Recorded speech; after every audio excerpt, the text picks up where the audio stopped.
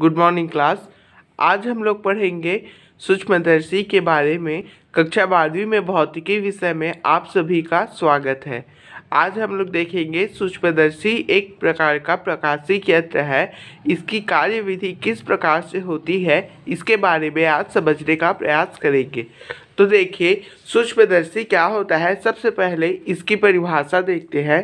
तो सूक्ष्मदर्शी एक ऐसा उपकरण है जिसकी सहायता से पास रखी सूक्ष्म वस्तुओं को आवर्धित रूप से स्पष्ट रूप से देखा जा सकता है। यह क्या है? सूक्ष्मदर्शी की परिभाषा है। सूक्ष्मदर्शी नाम से ही स्पष्ट है। सूक्ष्मदर्शी अर्थात सूक्ष्म वस्तुओं को दर्शन कराने वाला, सूक्ष्म वस्तु को देखने वाला ऐसा प्रकाशिक उपकरण जिसकी सहायता से पास रखी सूक्ष्म वस्तुओं को आवर्धित मतलब बड़े रूप में स्पष्ट रूप से देखा जा सकता है। क्या कहते हैं? सूक्ष्मदर्शी कहलाता है। तो सूक्ष्मदर्शी का सिद्धांत क्या है? सूक्ष्मदर्शी में उपयुक्त लेंस या लेंसों की सहायता से सूक्ष्म वस्तु का बड़ा प्रतिबिंब बनाया जाता है, जिससे प्रतिबिंब द्वारा नेत्र पर निर्मित दर्शन कोण का मान बढ़ जाता है। अतः वस्तु क्या है? बड़ी दिखाई देने लगती है। तो दर्शन कोण क्या है? आप लोग को पता होगा कि दर्शन कोण क्या है। किसी वस्तु द्वारा नेत्र पर निर्मित कोण को दर्शन कोण कहते हैं। अर्थात यहाँ देखिए ये कोई वस्तु है ए बी और ये क्या है? नेत्र है ना। तो यहाँ पे रेटिना है ना। तो यहाँ से इस वस्तु को देखने पर ये देखिए एक दर्शन कोण बन रहा है अल्फा और ये बन रहा है बीटा। एक प्रकाश किरण सीधा आ रही है और एक प्रकाश किरण इस रूप में आ रही, इस किरण के माध्यम से आ रही। तो दोनों के बीच में जो कोण बन रहा है वह क्या है? दर्शन कोण है। तो किसी वस्तु द्वारा नेत्र पर निर्मित अर्थात बनाए गए कोण को दर्शन कोण कहते हैं। ठीक है। अब देखते हैं आवर्धन क्षमता क्या होती है।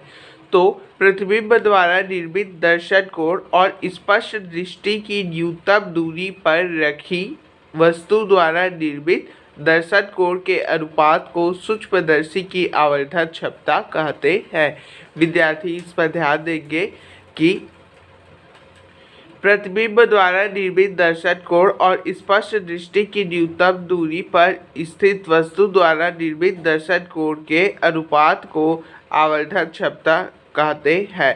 तो स्पष्ट दृष्टि की न्यूनतम दूरी क्या है? स्पष्ट दृष्टि की न्यूनतम दूरी वह दूरी होता है जिस पर क्या है? वस्तु अधिक स्पष्ट और बड़ा दिखाई देता है। ठीक है। तो इस प्रकार से हमने आवर्धन क्षमता को जाना। इसको हम लोग सूत्र के रूप में देखें तो क्या होता है? आवर्धन क्षमता इज इक्वल टू प्रतिबिंब द्वारा निर्मित दर्शन कोण बटे स्पष्ट दृष्टि की न्यूनतम दूरी पर स्थित वस्तु द्वारा निर्मित दर्शन कोण, है ना। यहाँ देखिए सूक्ष्मदर्शी का चित्र यहाँ पे बताया गया है। बायो वाले विद्यार्थी करते हैं प्रयोग। तो अमीबा, पैरामीशियम आदि एक कोशिकीय ब्लड सेल्स को देखने में करते हैं। प्रैक्टिकल में किए होंगे कक्षा 11वीं में। ठीक है। और 10वीं में भी है ना। तो वहाँ आप लोग भली भांति इससे परिचित होंगे। अब हम लोग जानेंगे कि सरल सूक्ष्मदर्शी के बारे में। सूक्ष्मदर्शी क्या है? दो प्रकार के होते हैं। एक होता है सरल सूक्ष्मदर्शी और एक होता है संयुक्त सूक्ष्मदर्शी। तो सबसे पहले हम लोग सरल सूक्ष्मदर्शी के बारे में पढ़ेंगे। तो सरल सूक्ष्मदर्शी क्या होता है? कम फोकस दूरी वाला एक अकेला उत्तल लेंस सरल सूक्ष्मदर्शी की भांति कार्य करता है। इसका उपयोग आवर्धक लेंस या रीडिंग लेंस की तरह किया जाता है। ठीक है। तो किसे कहते हैं सरल सूक्ष्मदर्शी? कम फोकस दूरी वाला एक अकेला उत्तल लेंस सरल सूक्ष्मदर्शी कहलाता है और इसका उपयोग आवर्धक लेंस या रीडिंग लेंस की भांति किया जाता है। इसकी बनावट है कम फोकस दूरी वाला एक उत्तल लेंस और हैंडल। क्या है? कम फोकस दूरी वाला एक उत्तल लेंस को एक हैंडल युक्त फ्रेम पर कसा होता है। साधारणतः डॉक्टर के पास जो होता है, जो दांत वगैरह को देखते हैं, डेंटिस्ट के पास है ना, तो उन लोग को दांत को देखते हैं है या कुछ और, या मतलब शरीर के कहीं इन्फेक्टेड एरिया को देखते हैं, जैसे कि घाव हो गया है ना, तो उसको देखने के लिए क्या है, उन लोग के पास एक हैंडल युक्त लेंस लगा होता है, वही क्या कहलाता है, सरल सूक्ष्मदर्शी कहलाता है। ठीक है, अब हम लोग देखेंगे इसकी सिद्धांत कि यह किस कार्यविधि पर आधारित है। तो यदि कोई वस्तु उत्तल लेंस के प्रकाश केंद्र और फोकस के बीच स्थित हो तो लेंस द्वारा उसका प्रतिबिंब आभासी, सीधा और वस्तु से बड़ा बनता है। यदि कोई वस्तु उत्तल लेंस के प्रकाश केंद्र और फोकस के बीच स्थित हो तो लेंस द्वारा उसका प्रतिबिंब आभासी, सीधा और वस्तु से बड़ा बनता है, जैसा कि चित्र में है, यहाँ देखिए। ठीक है, तो सबसे ये क्या है, उत्तल लेंस एल है। तो जिस वस्तु ए बी का प्रतिबिंब हमें देखना है उसे उत्तल लेंस एल के सम्मुख उसके फोकस पर और प्रकाश केंद्र, फोकस और प्रकाश केंद्र के बीच में रखा जाता है तथा ए बी की दूरी को इस प्रकार हम लोग व्यवस्थित करते हैं कि उसका सीधा और आभासी प्रतिबिंब आवर्धित रूप से ए डैश बी डैश क्या है, स्पष्ट दृष्टि की न्यूनतम दूरी पर बने। यदि नेत्र लेंस के पास है तो लेंस से प्रतिबिंब की दूरी स्पष्ट दृष्टि की न्यूनतम दूरी के बराबर होगी और लेंस को हटाने पर वस्तु स्पष्ट दिखाई नहीं देगा, क्योंकि वह स्पष्ट दृष्टि की न्यूनतम दूरी से कम दूरी पर है। अतः वस्तु को बिना लेंस के देखने के लिए उसे क्या है, स्पष्ट दृष्टि की न्यूनतम दूरी A double dash B dash पर रखना आवश्यक है ना। तो इस स्थिति में क्या हो जाएगा, यहाँ देखिए दो दर्शन कोण बन रहे हैं, है ना।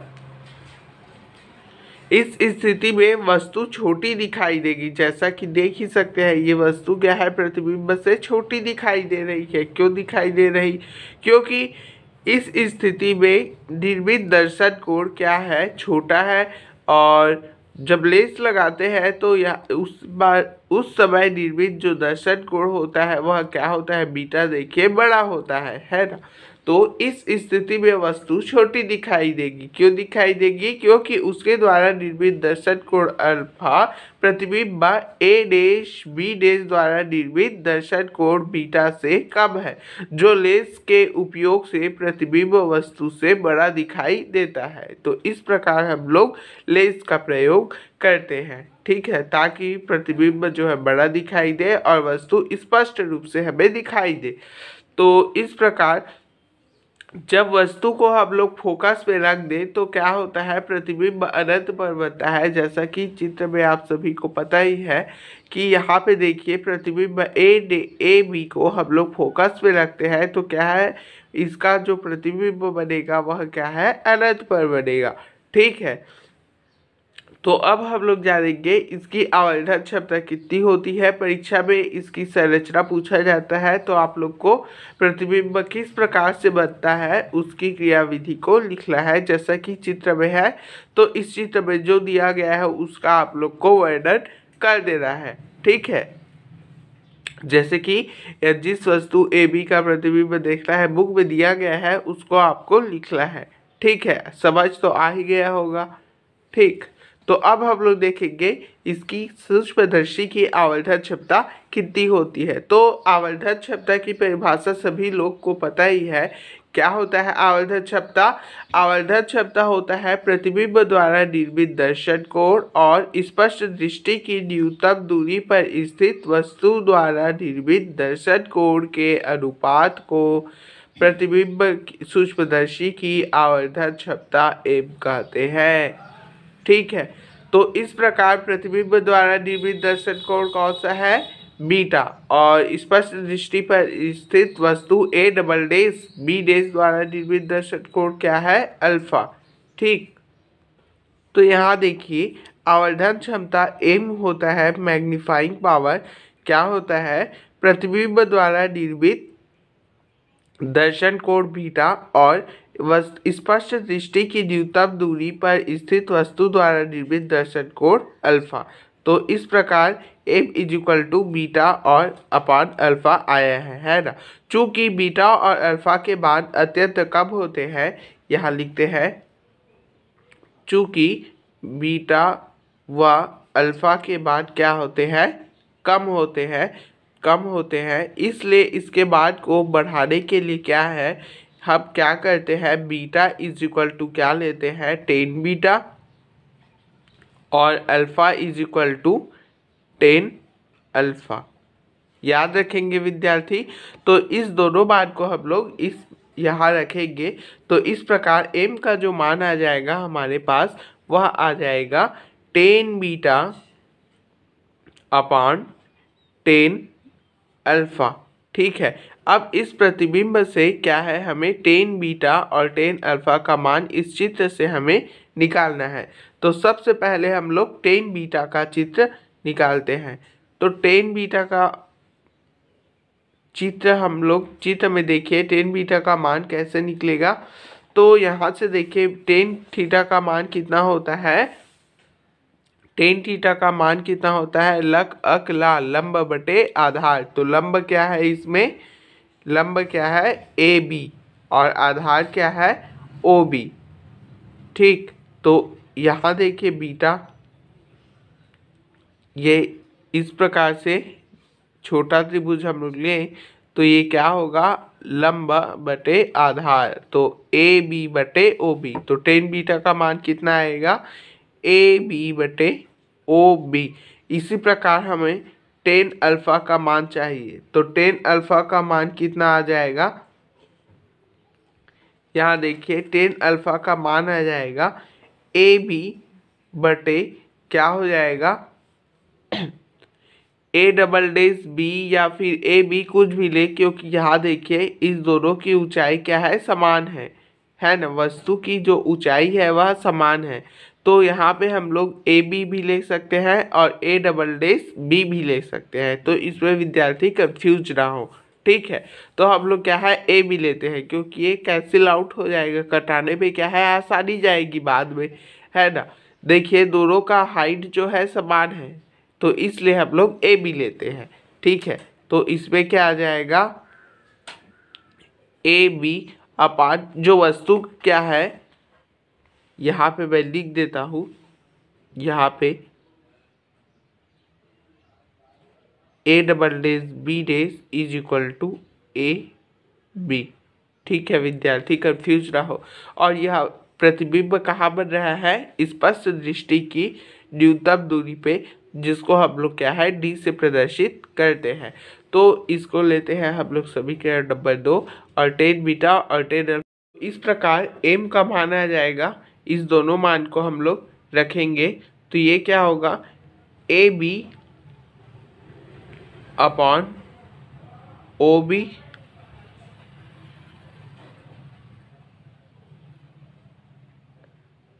बटे क्या हो जाएगा, ए बी अपॉन डी। तो ये हो जाएगा सिंपली ए बी बटे ओ बी गुणित डी बटे ए बी। तो क्या है, ए बी से ए बी कट जाएगा, हमारे पास आ जाएगा डी बटे ओ बी, है ना। तो इस प्रकार m का हमारे पास मान आया, m इज इक्वल टू क्या है, डी बटे ओ बी। अब हम लोग चिन्ह पर पार्टी करते हैं, चिन्ह के साथ लेते हैं, तो क्या हो जाएगा, चिन्ह परिपाटी करने पर क्या हो जाएगा, जो ओ बी का मान है वो भी क्या हो जाएगा, ऋणात्मक हो जाएगा, है ना। और डी का मान भी क्या हो जाएगा, ऋणात्मक हो जाएगा। तो दोनों क्या हो जाएंगे, ऋणात्मक हो जाएंगे। तो m इज इक्वल टू क्या हो जाएगा, m इज इक्वल टू हो जाएगा minus D upon minus U is equal to m is equal to minus minus दोनों कैंसिल आउट होके डी यू हो जाएंगे। तो ये आ गया हमारे पास इक्वेशन नंबर 2, है ना। ये है इक्वेशन नंबर 1 2। अब देखिए विभिन्न स्थिति लेंगे तो जब प्रतिबिंब क्या है, स्पष्ट दृष्टि की न्यूनतम दूरी पर हो, है ना। तो इस स्थिति में क्या होगा, लेंस से लेके प्रतिबिंब की दूरी क्या हो जाएगा, -d। -d क्यों, क्योंकि प्रतिबिंब कहाँ है जी, प्रतिबिंब बन रहा है स्पष्ट दृष्टि की न्यूनतम दूरी पर, और वस्तु की दूरी को क्या है हम लोग माइनस ऋणात्मक लेंगे, क्योंकि चिन्ह पर पार्टी करेंगे क्या है, दोनों क्या होगा, ऋण में आएगा। और उत्तल लेंस की जो फोकस दूरी होती है, आपको पता होगा उत्तल लेंस की जो फोकस दूरी होती है वह क्या है, सदैव धनात्मक होती है। ये याद रखेंगे विद्यार्थी, सदैव धनात्मक, ठीक है, होता है। तो इस प्रकार लेंस सूत्र से हमारे पास आ जाएगा, लेंस सूत्र कितना होता है, 1/f/v माइनस 1/u। तो इसमें वैल्यू को पुट आउट करेंगे तो आ जाएगा हमारे पास 1/f is equal to 1/-d minus 1/-u।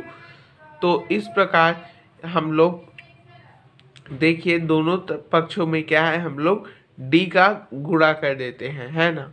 दोनों पक्षों में d का गुणा करेंगे तो ये हो जाएगा d/f is equal to -d। d और d क्या हो जाएगा, कैंसिल। यहाँ देखिए d/d, ये माइनस में है, ये माइनस माइनस प्लस हो जाएगा d/u। तो ये d कैंसिल हो जाएगा, हमारे पास आएगा d/f। यहाँ पे बचेगा क्या, -1। तो -1 को हम लोग इस साइड ले आएंगे तो वो हो जाएगा +1 इज इक्वल टू d/u। अब आप लोग देखिए समीकरण नंबर 2, समीकरण नंबर 2 कितना आया है, समीकरण नंबर 2 में जो m का मान है, समीकरण 2 में m का मान कितना आया है, d/u। तो वहाँ पे ये वैल्यू पुट आउट करेंगे, ये वैल्यू पुट आउट करेंगे तो हमारे पास m का जो मान आ जाएगा वह क्या आ जाएगा, m का जो मान आएगा वह आएगा 1 + d/f। तो यही क्या है, लेंस सूक्ष्मदर्शी की आवर्धन क्षमता का सूत्र है। अब दूसरी स्थिति देखते हैं, ये कौन सी आवर्धन क्षमता कब की है, जब प्रतिबिंब क्या है, स्पष्ट दृष्टि की न्यूनतम दूरी पर बने। और दूसरी स्थिति क्या है, जब प्रतिबिंब क्या है, जब प्रतिबिंब अनंत पर बने, अनंत पर बने, है ना। तो अनंत पर बने तो तब क्या हो जाएगा, तब इस स्थिति में प्रतिबिंब अनंत पर बनता है, कब बनता है, जब हमारी वस्तु की जो दूरी है वह क्या है, वस्तु हमारा फोकस पर रहता है तो क्या है, प्रतिबिंब अनंत पर बनता है। तो इस स्थिति में समीकरण 2 में देखिए, समीकरण 2 में ये d/u है तो u के जगह में क्या लिखेंगे हम लोग, u के जगह में हम लोग f लिखेंगे, ठीक है। तो समीकरण 2 से क्या हो जाएगा, m is equal to d/u रहता है, उसके जगह में f लिखेंगे। तो ये उस स्थिति की आवर्धन क्षमता का सूत्र है, कब, जब प्रतिबिंब अनंत पर बने। तो इस प्रकार हमने आवर्धन क्षमता की दो अलग अलग स्थितियों के बारे में जाना है। अब आवर्धन क्षमता के लिए शर्त है कि क्या आवर्धन क्षमता कैसी होनी चाहिए, है ना, किस प्रकार से इसको बढ़ाया जा सकता है, किस प्रकार से इसको घटाया जा सकता है। तो देखिए आवर्धन क्षमता के लिए शर्त है, समीकरण 3 और 4 से स्पष्ट है कि अधिक आवर्धन क्षमता के लिए लेंस की फोकस दूरी को क्या है, कम होना चाहिए, ठीक है। और दूसरा नेत्र के लेंस के पास होना चाहिए, और इसका दोष क्या है, इसकी आवर्धन क्षमता कम होती है, ठीक है। संयुक्त सरल सूक्ष्मदर्शी की आवर्धन क्षमता कम होती है, ठीक है। और इसका उपयोग कहाँ होता है, तो इसका उपयोग जो होता है वह कहाँ होता है, घड़ी साजों द्वारा घड़ी के छोटे छोटे पुर्जों को देखने में, स्लाइड्स को देखने में, यंत्रों में लगे वर्नियर स्केल को पढ़ने में। तो इस कारण इसे रीडिंग लेंस भी कहा जाता है, क्योंकि जो रीडिंग आता है, प्रैक्टिकल करते हैं उसमें रीडिंग आता है, उसको पढ़ने के लिए इसका प्रयोग किया जाता है। तो इस प्रकार हमने सरल सूक्ष्मदर्शी की कार्यविधि के बारे में जाना। अब हम लोग देखते हैं संयुक्त सूक्ष्मदर्शी होता क्या है। ठीक है, तो अभी हमने सरल सूक्ष्मदर्शी के बारे में जाना। तो सरल सूक्ष्मदर्शी की जो दोष है क्या है, इसकी आवर्धन क्षमता कम होती है। तो क्या है, हम लोग आवर्धन क्षमता को बढ़ाने के लिए दो अलग अलग लेंसों से बने सूक्ष्मदर्शी का प्रयोग करते हैं, जिसे क्या है, संयुक्त सूक्ष्मदर्शी कहते हैं। तो आवर्धन किसे कहते हैं, संयुक्त सूक्ष्मदर्शी? आवर्धन क्षमता को बढ़ाने के लिए दो अलग अलग लेंसों से बने सूक्ष्मदर्शी का प्रयोग करते हैं, जिसे संयुक्त सूक्ष्मदर्शी कहते हैं। ठीक है, बनावट देखिए, इसमें धातु की बनी दो नलियां समाक्ष नलियां होती है। ठीक है, समाक्ष नलियां मतलब एक नली के अंदर दूसरी नली को क्या है, आसानी से घुमाया जा सकता है ना। और इसमें एक क्रैक पिन व्यवस्था भी होता है, जिसके द्वारा क्या है, इसे कसा जा सकता है। ठीक है, और प्रत्येक नली के बाह्य सिरों पर एक एक उत्तर लेंस लगा होता है। ठीक है, जो छोटा प्रत्येक लेंस कई हिस्सों लेंसों से मिलकर बना होता है, ताकि वर्ण विवर्तन और गोलीय विवर्तन उत्पन्न ना हो। ये दोनों क्या होते हैं, लेंसों के दोष होते हैं। कक्षा 10वीं में आप लोग पढ़े होंगे, है ना। तो इससे बचने के लिए क्या है, कई लेंसों से मिलके बना होता है। प्रतिबिंब पर क्रॉस तार के बीच कोई लंबन न रहे, इसके लिए भी क्या है, यह कई लेंसों से मिलके बना होता है। ठीक है, तो जो लेंस क्या है, वस्तु की ओर रहता है, उसे अभिदृश्यक लेंस कहते हैं, और जो लेंस हमारे नेत्र की ओर रहता है, उसे नेत्रिका कहते हैं। याद रखेंगे विद्यार्थी। और अभिदृश्यक का मुख्य व्यास तथा फोकस दूरी नेत्रिका के मुख्य व्यास तथा फोकस दूरी से कम होता है। नेत्रिका वाली नली में नेत्रिका के सामने दो लंबवत तार होते हैं, जिन्हें क्रॉस तार कहते हैं, लगे होते हैं। नेत्रिका को जो हाथ से पकड़कर नेत्रिका वाले नली के अंदर या बाहर किया जाता है, घुमाया जाता है, उसे अभिदृश्यक से बना प्रतिबिंब इन्हीं क्रॉस तार पर बनता है। तो इस प्रकार इसकी संरचना होती है। एग्जाम में बनावट को नहीं पूछते। ठीक है, प्रयोग विधि भी नहीं पूछा जाता, केवल पूछा जाता है आवर्धन क्षमता और परिभाषा तथा उसकी दो अलग अलग स्थितियां और उपयोग, इतना ही पूछा जाता है। ये सब एग्जाम में नहीं पूछा जाता। ठीक है, फिर भी आप लोग ध्यान में रखेंगे। तो यहाँ पे चित्र दिखाई दे रहा है संयुक्त सूक्ष्मदर्शी का, यहाँ देखिए। तो ये क्या है, ये जो लेंस है वह कौन सा लेंस होगा, क्योंकि वस्तु के पास है, तो इसलिए इसे क्या कहते हैं, अभिदृश्यक लेंस। और ये लेंस नेत्र के समीप है, तो ये लेंस क्या हो जाएगा, नेत्रिका लेंस कहेंगे। ठीक है, तो सर्वप्रथम नेत्रिका को हाथ से पकड़कर नेत्रिका वाली नली में इतना चलाते हैं कि क्रॉस तार के रूप में दिखाई देने लगे। क्रॉस तार क्या है, हमें क्रॉस तार जो ऐसे तार बना होता है अंदर में, वह क्या है, हमें स्पष्ट रूप से दिखाई देने लगे। अब वस्तु को अभिदृश्यक के सामने रखते हैं, अभिदृश्यक लेंस मतलब इस लेंस के सामने रखते हैं, तथा रैक पिन व्यवस्था द्वारा क्या है, उसे अंदर में इतना घुमाते हैं उस लेंस को कि क्या है, प्रतिबिंब स्पष्ट क्रॉस तार पर बने। ठीक है, तो प्रतिबिंब किस प्रकार से बनता है, तो प्रतिबिंब का बनना देख लीजिए। कभी कभी ये भी पूछा जा सकता है। तो जिस वस्तु ए बी का प्रतिबिंब हमें देखना होता है, उसे अभिदृश्यक ओ और के फोकस दूरी से कुछ बाहर रखते हैं। इसके फोकस दूरी मान लीजिए यहाँ पे है, तो इससे कुछ बाहर रखते हैं।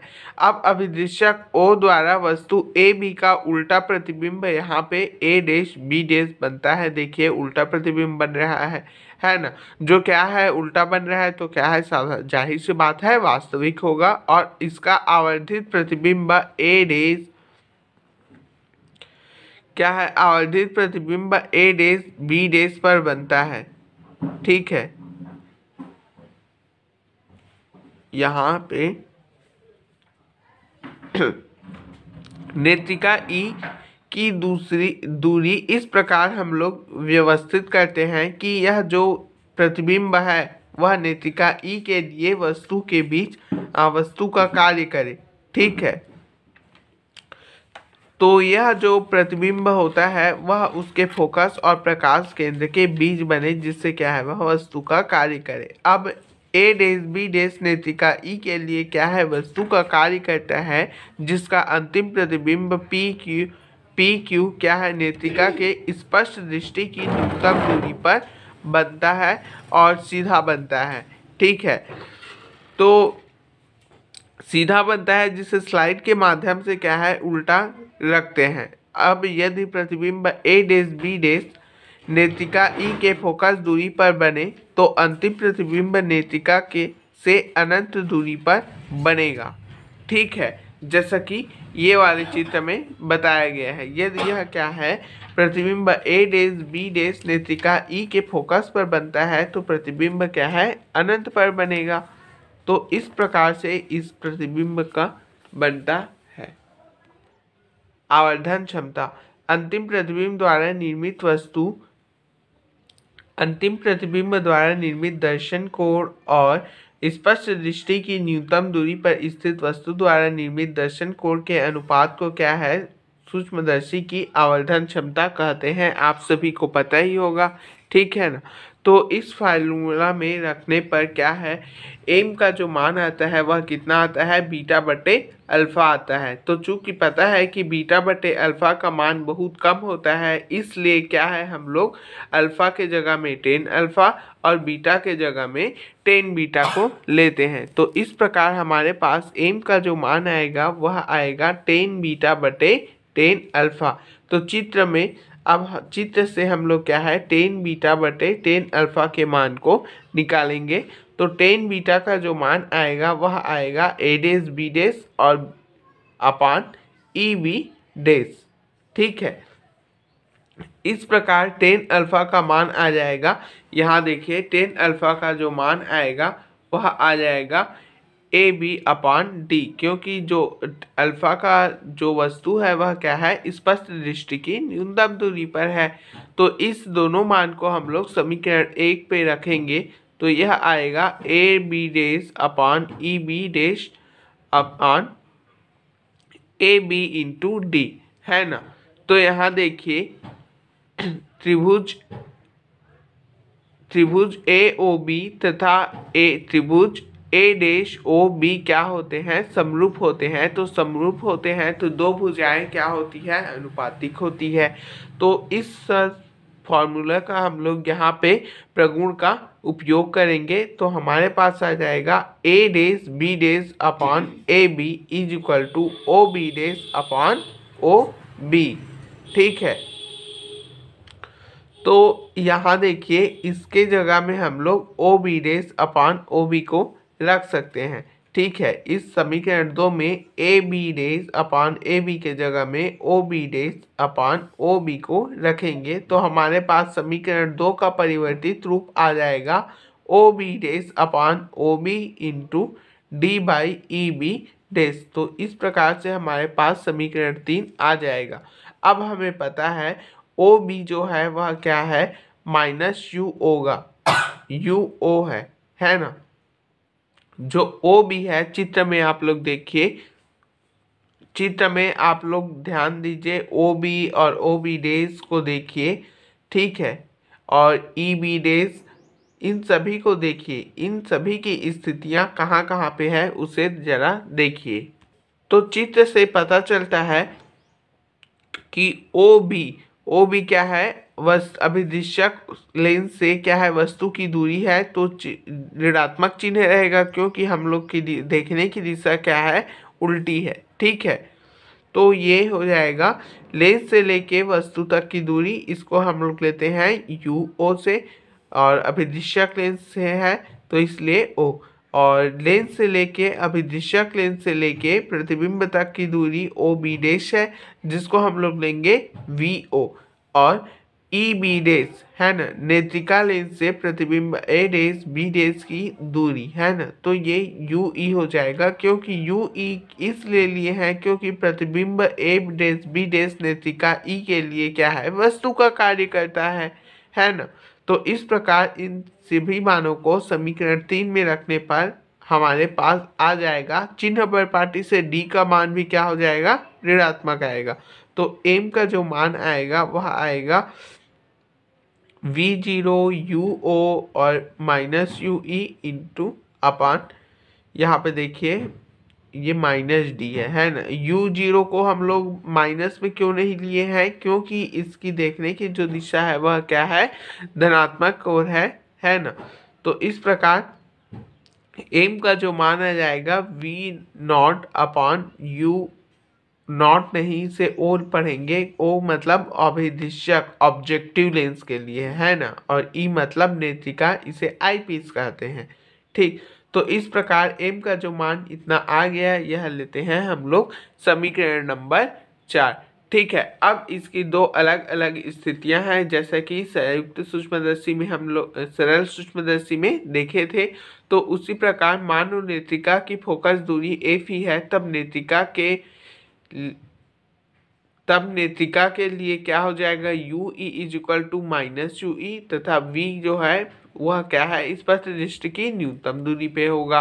तो लेंस के सामान्य सूत्र से इस दोनों मान को रखने पर क्या आ जाएगा, 1/FE is equal to 1/-D minus 1/-UE है ना। इसको आगे सॉल्व करेंगे तो इतना आएगा। ठीक है, अब हम लोग दोनों पक्षों में d का क्या है गुणा करेंगे, तो d बटे UE हो जाएगा, ये d से d कैंसिल आउट होके -1 आएगा, और ये d अपान FE आएगा। ठीक है, तो देखिए यहाँ पे d अपान UE के जगह में हम लोग -1 प्लस d अपान FE का मान को रखेंगे है ना। तो हमारे पास आ जाएगा समीकरण 4 बदल के आएगा m is equal to minus VO upon UO bracket में 1 प्लस D अपान FE है ना। यहाँ पे क्या है, माइनस को दोनों से कॉमन निकाल लिए हैं। ठीक है, तो इस स्थिति में सूक्ष्मदर्शी की नली की लंबाई L इज इक्वल टू क्या होगा, VO प्लस UE। ठीक है, यहाँ देखिए ये क्या हो जाएगा, प्लस होगा। क्यों होगा, क्योंकि ये देखिए यहाँ पे अगर हम लोग इसे इस साइड लाएं तो ये क्या हो जाएगा, ये माइनस चिन्ह है वह क्या है, इस साइड आएगा, तो इस साइड आएगा FE के साइड, तो ये क्या हो जाएगा, प्लस हो जाएगा। ठीक है, तो इसे सुधार लेंगे। ठीक है, तो इस प्रकार हमारे पास समीकरण नंबर 5 आ गया। यह क्या है, संयुक्त सूक्ष्मदर्शी की आवर्धन क्षमता है, कब, जब प्रतिबिंब स्पष्ट दृष्टि की न्यूनतम दूरी पर बने। और दूसरी स्थिति क्या होती है, जब प्रतिबिंब अनंत पर बनता है। तो अनंत पर बनता है, उस स्थिति में UE के जगह में हम लोग FE लेंगे। ठीक है, प्रतिबिंब अनंत पर बनेगा, अनंत पर कब बनेगा, जब वस्तु क्या है, फोकस पर बनेगी। तो इस प्रकार समीकरण 4 में हम लोग UE के जगह में FE लिखेंगे, तो हमारे पास m का जो मान आएगा वह आएगा इतना। ठीक है, minus VO upon UO into D अपान FE। तो इस प्रकार दो अलग अलग स्थितियों में संयुक्त सूक्ष्मदर्शी की आवर्धन क्षमता के बारे में हमने आज जाना है। ठीक है, तो आज के लिए बस इतना ही। धन्यवाद।